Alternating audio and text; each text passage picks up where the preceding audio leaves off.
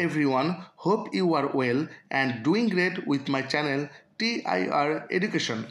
Dear friends, আজকে আমরা শিখতে চলেছি দুইটি অ্যাডভান্স ইংলিশ সেন্টেন্স স্ট্রাকচার, যার প্রথমে রয়েছে স্ট্রাকচার 1।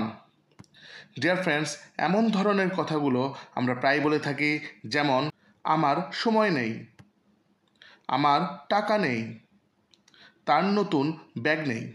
এই জাতীয় বাক্যগুলো বলতে হলে স্ট্রাকচারটি হবে সাবজেক্ট প্লাস ডোন্ট হ্যাভ অথবা ডাজেন্ট হ্যাভ প্লাস অবজেক্টস বা আদার ওয়ার্ড। এখানে সাবজেক্ট অনুসারে ডোন্ট হ্যাভ অথবা ডাজেন্ট হ্যাভ বসবে। কারো বর্তমানকালে কোনো কিছু নেই বোঝাতে ডোন্ট হ্যাভ বা ডাজেন্ট হ্যাভ ব্যবহৃত হয়। তো চলো কিছু এক্সাম্পল দেখে নেই। আমার সময় নেই, I don't have time, I don't have time. আমার টাকা নেই, I don't have money, I don't have money. তার নতুন ব্যাগ নেই, he doesn't have a new bag, he doesn't have a new bag. রাজুর এই বইটি নেই, Raju doesn't have this book, Raju doesn't have this book.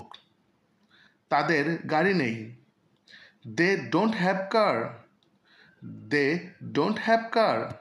Friends, এরপর রয়েছে স্ট্রাকচার 2 এবং স্ট্রাকচার 2তে রয়েছে আমি গাড়ি চালাতে পারতাম, সে গিটার বাজাতে পারত, আমার বাবা কবিতা আবৃত্তি করতে পারতেন।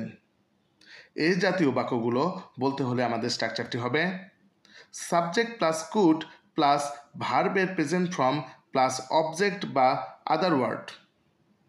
অতীতে কোনো কাজ করতে পারতাম বা কেউ কোনো কাজ করতে পারত, এরূপ বোঝাতে কুড ব্যবহৃত হয়। তো চলো কিছু উদাহরণ দেখে নেওয়া যাক। আমি গাড়ি চালাতে পারতাম, I could drive a car, I could drive a car.